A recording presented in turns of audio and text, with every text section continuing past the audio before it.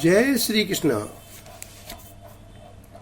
आज हम 8वें अध्याय को समझने का प्रयास करेंगे, जिसमें श्री कृष्ण भगवान अर्जुन से कहते हैं, हे अर्जुन, जो मनुष्य अपने अंतिम समय में मुझ में मन को लगाकर मेरा स्मरण करता हुआ देह का त्याग करता है, वह मेरे स्वरूप को ही प्राप्त करता है।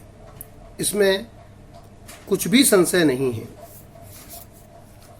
यह मनुष्य अंत काल में जिस किसी का स्मरण करता हुआ शरीर को त्यागता है, उसको ही प्राप्त होता है, क्योंकि जीवन भर जिसमें मन लगा हुआ है, अंतकाल में भी प्रायः उसी का स्मरण होता है।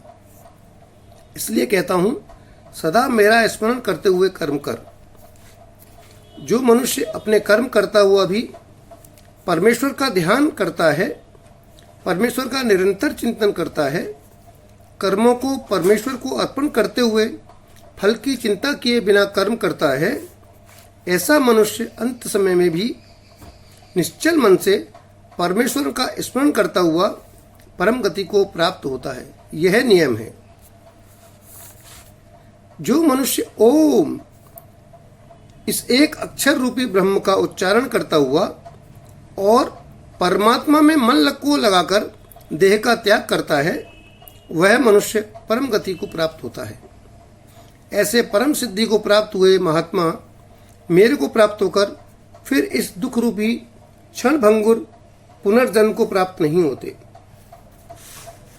क्योंकि हे अर्जुन, ब्रह्मलोक से लेकर सब लोग पुनरावृत्ति स्वभाव वाले, अर्थात जहां जाकर संसार में फिर वापस आना पड़े, ऐसे हैं। परंतु मेरे को प्राप्त होने वाले का पुनर्जन्म नहीं होता। ब्रह्मा के 100 वर्ष पूर्ण होने पर अपने लोक सहित ब्रह्मा भी शांत हो जाते हैं, परंतु परमपिता परमात्मा सब लोगों के नष्ट होने पर भी नष्ट नहीं होता। परम गति मेरा परम धाम है। उसे प्राप्त होकर मनुष्य पीछे संसार में नहीं आते।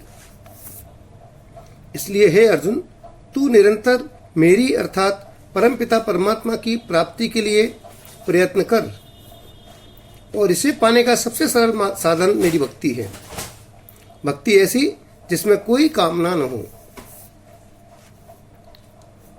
आज हमने अष्टम अध्याय के कुल 28 श्लोकों को समझने का प्रयास किया है। कल 9वें अध्याय का विवेचन करेंगे।